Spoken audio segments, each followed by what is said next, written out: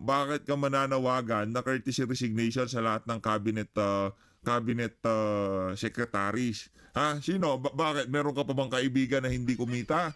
Meron bang nakapila sa mga pwesto na yan dyan sa, dyan sa gabinete mo? Ang napag-usapan nyo lang ho ba ng mga kasalukuyang gabinete nyo ay tag-3 taon tapos meron na naman papasok na mga bagong gabinete na kung saan tiba-tiba na naman itong mga walang yang to. The people have spoken and they expect result, not politics, not excuses. We hear them and we will act. Hindi, Brad. Wala kang ginawa sa 3 taon. Ito real talk ha. Kahit na may makapanood na loyalista dito, mga loyalista nga o mga pinklawan. Ito, sigurado mag-a-agree kayo dito sa isang bagay na to. Mapadilawan kayo, mapakapinklawan kayo kahit hindi kayo taga-suporta ni dating Pangulong Rodrigo Duterte. Dito sa isa na to magkakasundo tayo kung meron mang naliligaw ng mga dilawan at pinklawan dito. Dito sa isa na to magkakasundo tayo kahit yung mga ensaymada at talyanista. Ang bottom line dito, sa loob ng 3 taon, wala pang naumpisahan itong si Marcos Jr. Wala pa siyang nagawa. Bagkus nag-worsen ang ating sitwasyon pagdating sa kriminalidad, sa illegal na droga, kawalan ng trabaho, gutom. Nag-worsen ho lahat ng issue natin na yan nung dumating ho itong si Marcos Jr. Again, di ho natin sinasabi na perpekto ho lahat nung pagpasok nitong si dating Pangulong Rodrigo Duterte, lahat ng problema ay naresolba. Wala ho, marami pa hong natitira. Naumpisahan pa lang nitong nung panahon ni Tatay Digong. Kaso pagpasok nitong si Marcos Jr., lahat na naman ho, ayun, imbis na tapusin, naipatigil, at yung iba, talagang, diba? Ganun lang naman ho yung mga kababayan. Dito, lipat ho tayo dito kay Nako, ito pa problema nitong si Marcos Jr. Ito, sinasabi natin para sa mga kakapasok lang na congressman karamihan sa mga larawan na nakikita nyo dyan sa na yan yung mga maiingay sa Quadcom, mga talunan ho yan ngayong mga panahon na to. Election leaves Quadcom leaderless wala na ho sila mga kababayan. Sino ba nandyan? Yan si Dan Fernandez, yang si Barbers, talunan ho yan. Yang si Paduano, talunan din ho yung mga yan. Mga Quadcom leader ho yan mga kababayan. Kaya sa mga kakapasok na wag ho kayong oo ng oo kay Tambaluslos. Dahil sa inyo ho balik niyang mga yan. Ngayon, yang si Paduano, sino ba, napag-utusan lang siya, sumunod lang siya sa mga kagustuhan nitong si Tambaluslos.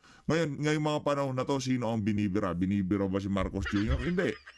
Ay binibira ba si Tambaluslos? Hindi. Binibira yang si Paduano. Kaya para sa mga congressman, huwag kayong magpauto. Kahit ano pang pabor ang ibigay nila sa inyo, ibigay sa inyo ni Tambaluslos, huwag nyo basta-basta agad dahil mapapahamak kayo dyan. At dito naman mga kababayan, kay Senator Jingoy Estrada, ang dating mga kababayan, parang nadaragdagan yung ating mga boto dyan sa dyan sa pagkaka-acquit nitong si VP Sara dyan sa Senado. Base dito sa nakita nating post na to, nagsalita na rin itong si Senator Jingoy Estrada. Ito sabi nitong si Senator Jingoy Estrada. By expressing, ito kaugnay dun sa naging interview nitong si Marcos Jr. kay Katunying. By expressing his desire to reconcile with the Dutertes, the President demonstrates his intent to rise above politics bickering and focus on national healing and progress. Senator Jinggoy, alam nyo naman kami naman dito, wala naman problema kung mag-reconcile sila. Dapat muna kahit sinong Duterte supporter ang tanongin nyo, bago mag-reconcile, dapat makauwi muna dito si dating Pangulong Rodrigo Duterte. Walang mangyayaring reconciliation kung ang presidente namin nasa dahig Netherlands. Habang nandun si dating Pangulong Rodrigo Duterte, walang mangyayaring reconciliation. Walang ganyang kaartihan, ika nga. Sa mulat mula pa, hindi ako sangayon sa pagsasagawa ng impeachment trial dahil magdudulot lamang ito ng pagkakawatak-watak nating mga Pilipino. But as a duly elected member of the Senate, we are mandated by the Constitution to act on any impeachment complaint. Ayan, maliwanag pa ho yan sa sikat ng araw kasi naranasan yan meron nung experience ang pamilya niyan sa mga ganyang klaseng kaganapan. Itong si Senator Jinggoy Estrada. Kaya kung ang ating kasalukuyang bilang dyan sa Senado ay nakapagpanalo ho ng 5 ang PDP at meron na hong isa, itong si Senator Robin at meron hong isa, itong si Senator Jinggoy, malinaw ho na meron na tayong 7 siguradong boto. Pagpalagay na natin, 7 sigurado. Yung 5 sigurado na yan Kahit ano pang mangyari dyan, yung 5 na yan, sigurado na yan. Si Senator Robin, sigurado yan.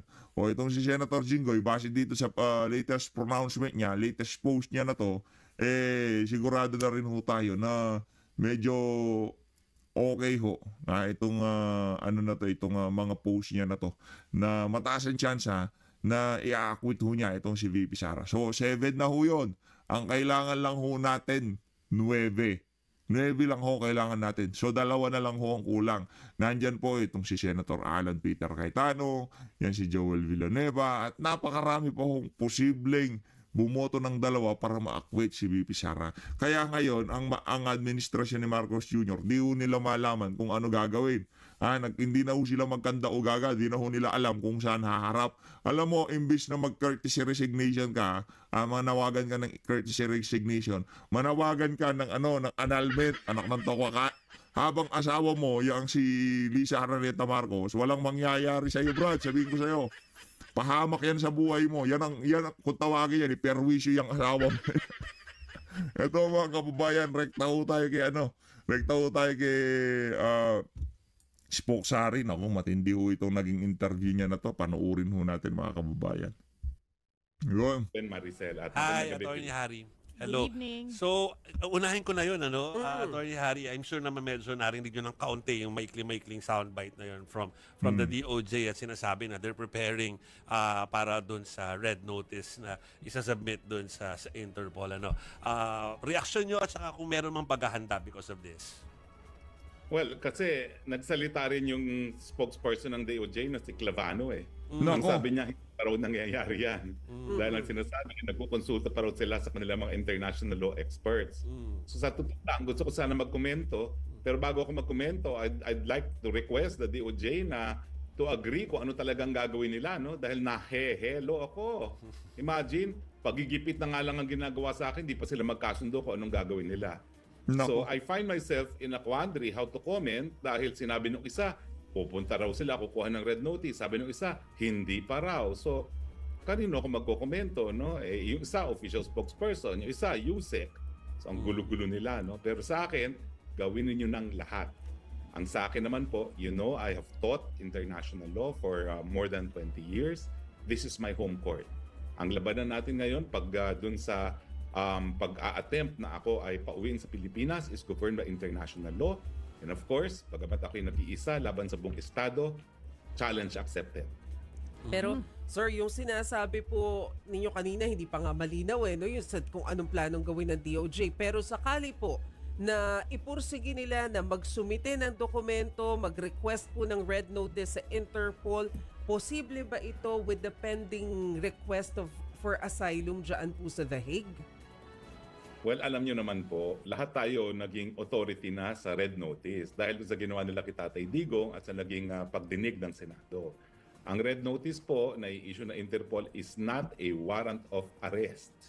Hindi po yung warrant of arrest. Yan po ay papatupad pa rin ng domestic na mga pulis.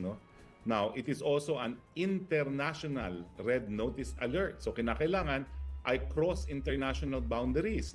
Well, saan naman ako pupunta? Samantalang as an asylum seeker, ang passport ko po ay nasa possession ng Dutch government. So magkakaroon lang po ng visa yung international red notice alert na yan kung ako'y lalabas ng Shenzhen. Take note, ang Shenzhen po ay isang political territory na. So, hindi naman po pwede yon dahil nga wala akong passport. So kahit ano pang red notice alert ang gawin nila, wala. At ulitin ko po, miski meron pong ganyan, wala pong pulis na Interpol na magpapatupad niyan dahil ipadadaan pa rin yan sa lokal na mga pulis. And in the case of Netherlands, they know very well what the Convention on Refugees and Asylum Seekers says At ngayon nga pala po is World Refugee and Asylum Seeker Day. Araw po naming mga ginigipit ng aming mga gobyerno. But when you said earlier, sir, na challenge accepted, ano po ang ibig ninyong sabihin doon? Paano nyo po haharapin itong mga hamon nila? Well, alam nyo kasi yung issue of deportation and asylum is governed by international law, which as I said is my home court because I've taught international law for 20 years, hindi lang sa Pilipinas, sa Singapore at sa Amerika. So I know exactly what to do, and I think kung nagkukonsulta sila sa international law experts, ang masasabi ko lang, don't waste your time. Tatalunin ko at tatalunin ko ang gobyerno ng Pilipinas, hindi nila ako makukuha dahil ako nga po ay asylum seeker at mayroong karapatan ng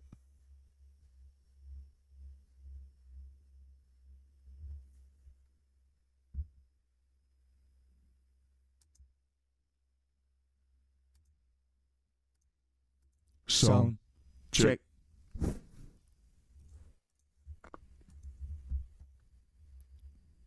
non-reforma, lalong-lalo na ang pipresenta ko lang naman ay yung resolution ng piskal, no?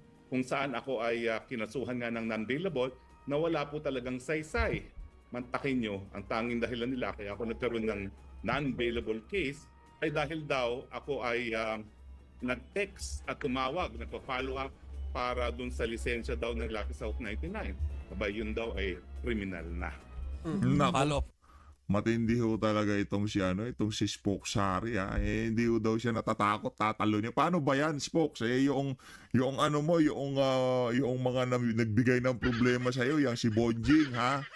Ano na magpapaasa na daw ng courtesy resignation dito kay Marcos Jr., ha? Silang dalawang magkapatid, itong si John Vic at itong si Boeing Remulla. Magpapaasa na daw base dito sa pinaka-latest na post ng Inquirer.net. Teka lang, ayusin natin. Baka sabihin, fake news tayo dito. Binasa ba natin to? Ito ho. Interior Secretary. Ito, pakita ko sa inyo mga kababayan. Ha? Ito.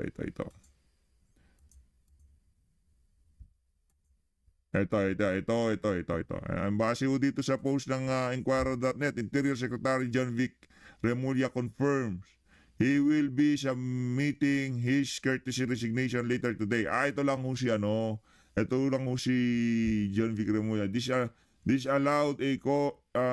followed a call for President Ferdinand Marcos Jr. for the courtesy resignation of all cabinet secretary in a bid to recalibrate the administration following the midterm election.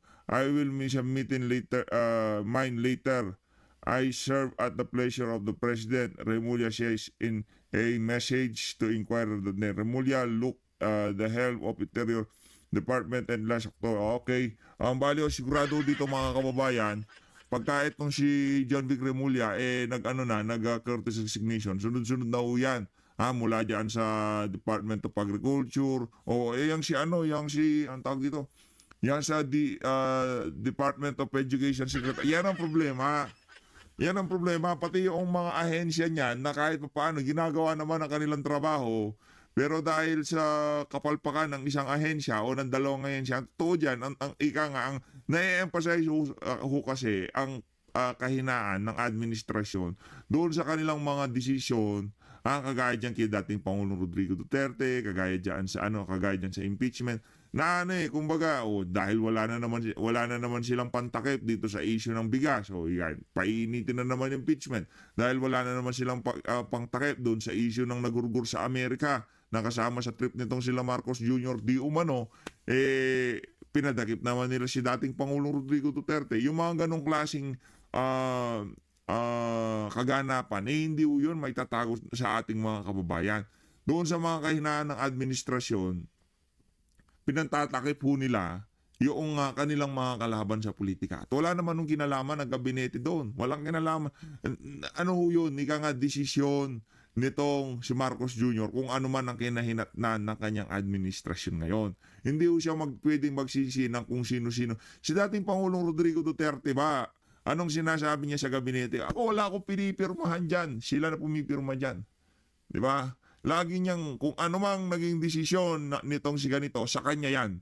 Kinuha ko yan dahil expert yan. Sa larangan ng ganito, sa kanya yan. walang walang umaakit sa akin na kung ano-ano mga papeles para ganituhin, para ganunin. Desisyon niya yan, kumbaga shot call niya yan. Kung siguro isasangguni yan kay dating pangulo, kaya nga alter ego ka eh.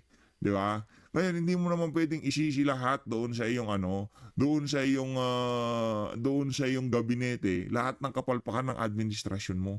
Yun lang yun mga kababayan. Kaya sa bawat araw na lumilipas, lumalabas ang pagiging weak leader ho talaga nitong si Marcos Jr.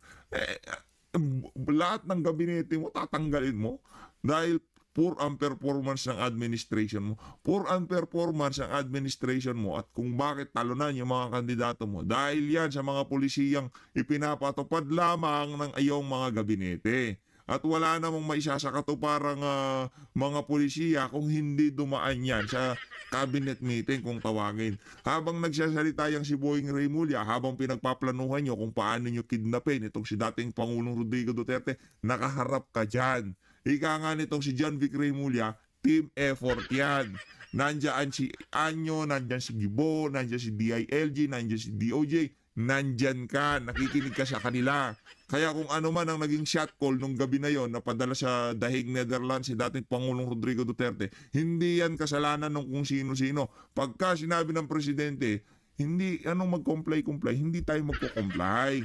Kasi kahit na kahit na Interpol yan, ICC pa rin. Pwede natin tanggihan yan kasi sabihin natin walang jurisdiction ng ICC dito. Dakpin nyo na yang si Juan, dakpin nyo na yang si Pedro, dakpin nyo na yang si Petra, kahit sino pa dyan na merong Interpol na red notice basta hindi lang galing sa ICC, tutulungan namin kayo dyan. Pwedeng gano'n na sabihan ni Marcos Jr. Pwede ho niyang paandaran ng gano'n ng Interpol. Pero anong ginawa niya? Pinahintulutan niya ang pagkidnap kay dating Pangulong Rodrigo Duterte. Pwede niya sabihin kay Romualdez na itigil niyo ang impeachment. Magkakawatak-watak tayo dyan. Malaki ang magiging problema ko dyan. Sa administrasyon ko ang bagsak niyan. Sa sobrang katangahan niya, ginawa ko na lahat. Sinabi ko na ayaw ko. Ngayon kung pinagpatuloy pa rin nila, talagang bangag ako. Di ba? Ganun ho yung mga kababayan. Kagad na sasabihin niya, ginawa ko, nagsalita na ako, wala akong magawa kung talagang pinagpatuloy nila. Kada bukahon ng bibig nitong si Marcos Jr. sa kung anumang issue ang napag-uusapan sa ating bansa, na i-emphasize lamang ho yung kanyang mga kahinaan. Kaya kung ako dito sa mama na to, inunti-unti niya na lang Interior Secretary, babay na. After few weeks, ito na namang si DOJ Secretary. Diba? Ganun lang naman kasimple. Pero mananawagan ka ng courtesy resignation para sa lahat ng gabinete mo. Isa yung napakalaking kabalbalan sa totoo lang. Walang magiging desisyon yung mga ahensya na yan, yung mga sekretary na yan, kung walang kung walang basbas ng presidente. Ano na naman? Gumalaw sila ng pansarili nila? Anak ng toko yung basta sila na parang presidente sila. Walang pulisiyang maipapatupad yung mga gabinete na yan kung hindi isinangguni kay bangag. Ngayon ang dating, lahat na lang gustong sisihin kung bakit hindi binoto yung mga kandidato niya nung nagdaang eleksyon dahil sa kanyang mga gabinete. Kaya mananawagan na siya ng courtesy resignation. Anak ng toko, adik hata talaga to sa kapangyarihan. Adik ko talaga sa kapangyarihan. Nasa DNA talaga.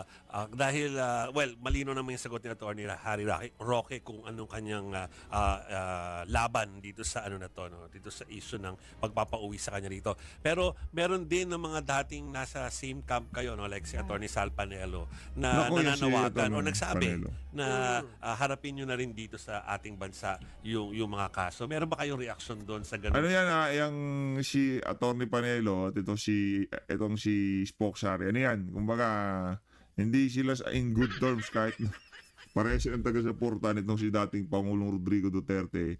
Yang si Panelo, lagi huyang bumibira kay Spokesari. Di natin malaman kung bakit. Pati noong nagdaang eleksyon, yung mga inendorso ni dating Pangulong Rodrigo Duterte, hindi naman lahat yun sinuportahan. Meron tayong kanya-kanyang paniniwala. Yung para sa atin na tama, hindi naman natin pwedeng ipakain doon sa ibang tao na yun ng tama. Kung ano yung pinaniniwalaan nila, sinabi na natin yung ating mga punto de vista, ilinatag na yan ni dating Pangulong Rodrigo Duterte. Hindi pa rin binoto yung mga kandidato niya.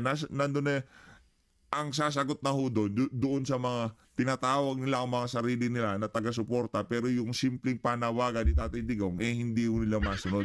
Yung tipong, kalimutan nyo na ako kung hindi nyo susuportahan ang PDP laban ko. Pag ayon hong mga litanya na yon, sinabi na ni dating Pangulong Rodrigo Duterte na suportahan nyo yung mga kandidato na yan. Maliwanag ang instruction, kalimutan nyo na daw si Tatay Digong kung hindi nyo rin lang naman susuportahan ang kanyang mga Duterte, ng kanyang PDP. O, yung iba hindi pa rin sinuportahan, pwede nyo nang kalimutan si Tatay Digong. Mga pahayag from... Well, aking reaction po dyan ay simple lang.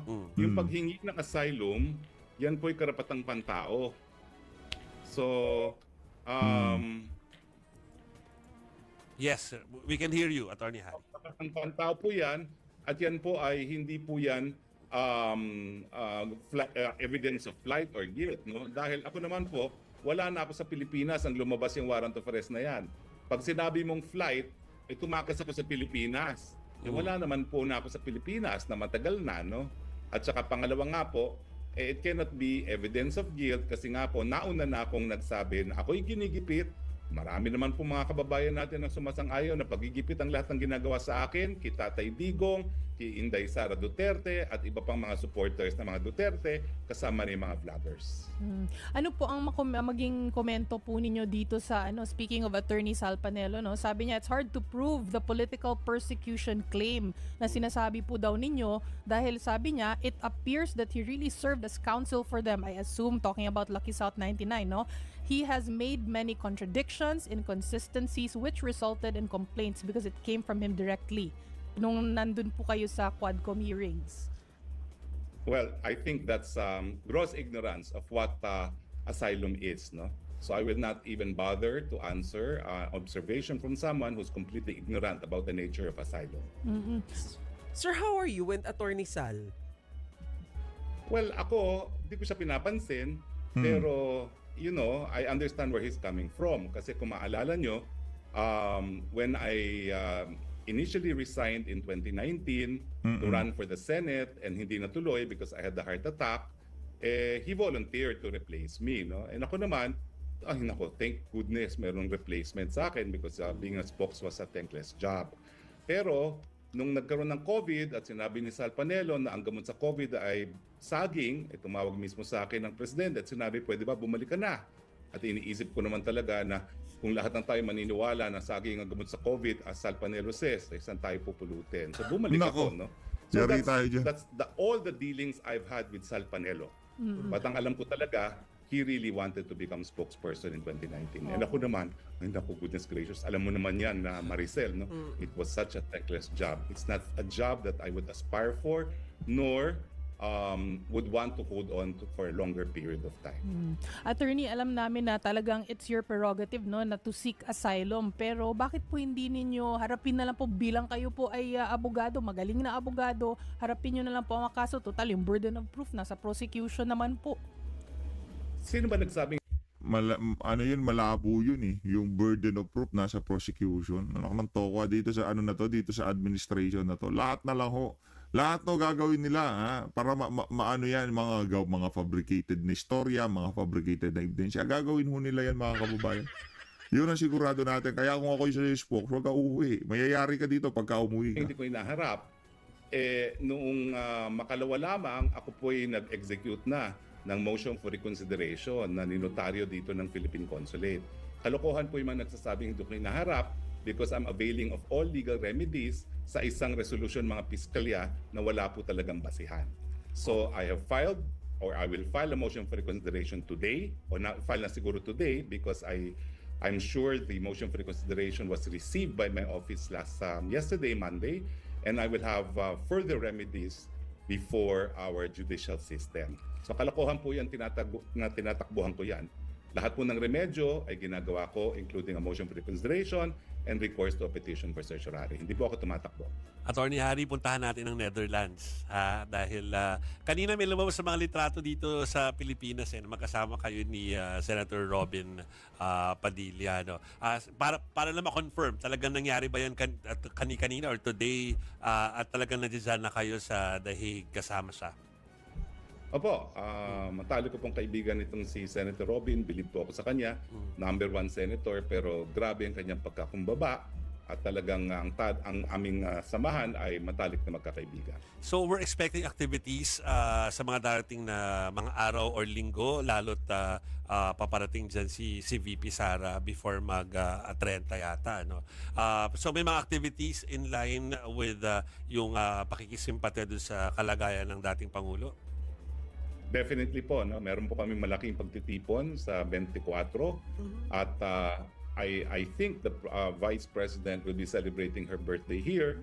Hindi po malaki ang gusto niyang selebrasyon. Doon po kami sa Duterte Street magtitipon-tipon. Duterte Street. Doon sa dati natin pinagkikitaan, Atty. Harry, doon sa mini park, tama ba? Across the street lang po yun. Across the Kasi street. Ang tawag doon ay Duterte Park. Further down is Duterte Forest. Across the street is Duterte Street. Nakakatawa. Lahat na lang ho ng nakapaligid na lugar dyan sa detention facility ng ICC, tinawag na hong Duterte. Duterte Park, Duterte Street, Duterte Forest, lahat ho Duterte dyan. Duterte country na rin doon. Soon it will be known as the Kingdom of Duterte.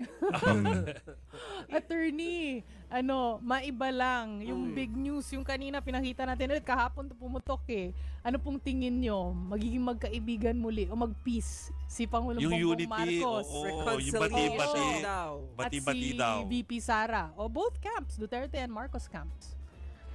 Kung ako nahehelo kay Yusek at kay Asek Clavano, ito namang sinabi ni Marcos Jr., hilong-hilo ata siya. Paano magkakaroon ng pagbabate? Kinidnap niya at pinadala niya sa ICC si Tatay Digong. At yung pagpapalaya ngayon kay Tatay Digong, hindi niya madidesisyonan yun. Naku. Siguro po pwede kang magkaroon ng reconciliation kung kaya niyang palabasin ng Tatay Digong, wala na sa kapangyarihan niya yan. So sa Yun. tingin ko, siyang nahehelo kung sa tingin niya all can be forgiven and forgotten dun sa ginawa niyang kidnapping kay Tatay Digong. Kasi ang ginawa niya, hindi lang nalabag ang karapatang pantao ni Tatay Digong, kundi linabag rin niya ang soberenya. Sino po sa Gaya nga tingin ng nyo mas sinabi ni- Sino po sa Tatay tingin nyo Digong, mas no? dehado dito sa away po nila? Ay bakit? Sino pa ang dehado? Nakakulong si Tatay Digong. So Sino pa mga ang Duterte dehado po ngayon dyan? ang mas dehado. Nandito si Tatay Digong na nakakulong at ito yung talagang pinakaayaw niya mangyari, nahuhusgahan ng mga dayuhang mga mahistrado. So sinong nadehado rito kung hindi ang mga Duterte? Sir, panghuli na lang. Kahapon, at least on my part, kahapon kasi sinabi rin ni President Bongbong Marcos na he has nothing to do with the impeachment case against the Vice President. Papabayaan na lang daw niya na gumulong yung proseso sa Senado. Do you believe doon sa naging pahayag ni PBBM? Nako. Kayo naman, maniniwala pa ba kayo sa kahit anong sasabihin ng Marcos Jr.? Sinabi niya dati, we will never cooperate with the ICC because it will violate our sovereignty. Anong nangyari? Siya pa nagpadala. Meron kaming anunsyo, may prueba kami ngayon na sa punto de vista ng ICC, wala silang kinalaman sa pagdadala dito kay Tatay Digong sa dahig. In due time, aanunsyo ko po yan. Pero yan po ay prueba na walang kinalaman pati ang ICC rito, and it will be a matter of official information na, no? So itigil na ang pagsisinungaling, Marcos Jr. Kaya tuloy ako'y nagdududa na naman. Ako, I'm fair. Hindi ko sinasabing bangag siya. But for as long as hindi niya pinasisinungalingan through a hair follicle test, ayan na naman siya. Baka mamaya high siya nung sinasabi niyang wala siyang kinalaman sa impeachment. Baka lang naman. Ano po ba talaga, attorney, ang punot dulo nitong pag-aaway ng Duterte at Marcos? Kasi ang mga nakikita po natin dati, well, first of all, dati tinatawag ni dating Pangulong Rodrigo Duterte na bangag si Pangulong Bongbong Marcos, tapos napunta na dun sa mga confidential funds. In fact, before that, nag-resign na nga si VP Sara sa Lakas CMD, and even before that, si GMA tinanggal sa senior deputy speaker ng House. Ito yung mga nakikita po natin. Pero ano po talaga ang punot dulo sa pagkakaalam po ninyo? Well, dahil kami, may personal na kaalaman kami ni Bibi Sara bilang dalawa sa nabudol ng pamilyang Marcos, genetic talaga yung kanilang pagnanasa sa kapangyarihan. Genetic, hindi mo matatanggal sa kanila. At genetic din yung kanilang pagnanakaw, paglabag sa karapatang pantao, panunupil ng karapatang lalong-lalo na ng malayang pananalita. So talagang, Genetic kung ano po talaga ang talaga. puno, yun din ang bunga.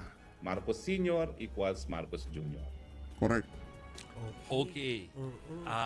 Hihintayin namin ang mga live ni Attorney Harry dahil maraming pala magaganap sa Dahig soon. Sa 24 daw. Sa 24. Kasi baka hindi kagad kami makapagpadala dyan ng report.